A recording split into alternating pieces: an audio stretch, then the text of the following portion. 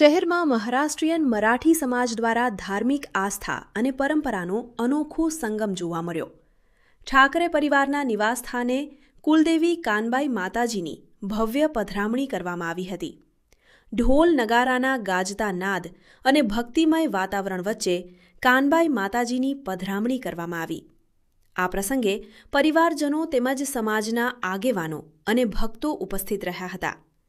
પરંપરાગત રીત રિવાજો અને ધાર્મિક વિધિ સાથે માતાજીનું સ્વાગત કરવામાં આવ્યું હતું. સમગ્ર કાર્યક્રમ દરમિયાન ભક્તિમય માહોલ છવાયો હતો અને ઉપસ્થિત ભક્તોએ માતાજીના દર્શન કરી આશીર્વાદ મેળવ્યા હતા. મહારાષ્ટ્રીયન મરાઠી સમાજ માટે કાનબાઈ માતાજી પ્રત્યેની આસ્થા અને પરંપરા પેઢી દર પેઢી જળવાઈ રહી છે. ઠાકરે પરિવાર ખાતે યોજાયેલી આ પધરામણી પણ શ્રદ્ધા, સંસ્કૃતિ અને પરંપરાનું સુંદર ઉદાહરણ બની રહી. કાનબાઈ માતાજીની પધરામણીના આ પાવન પ્રસંગે સમગ્ર ઠાકરે પરિવાર અને મહારાષ્ટ્રીયન મરાઠી સમાજમાં ભક્તિ અને આનંદનો માહોલ જોવા મળ્યો.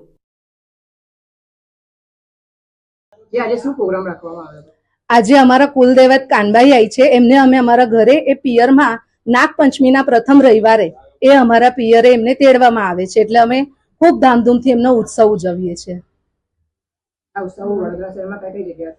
જેટલા પણ મહારાષ્ટ્રીયન છે અને એમના કુલદેવત કાનબાઈ આવી છે એમની ત્યાં બધાની ઘરે પહેલા તો રોઠ થાય છે, એટલે કે ઘઉંનો લોટ હોય છે, એની પૂરણપોળી થાય છે, એ રોઠનો નૈવેદ્ય હોય છે. 5 દિવસ રોઠ ચાલે છે. એવી રીતે આ તહેવાર 5 દિવસ ઉજવવામાં આવે છે.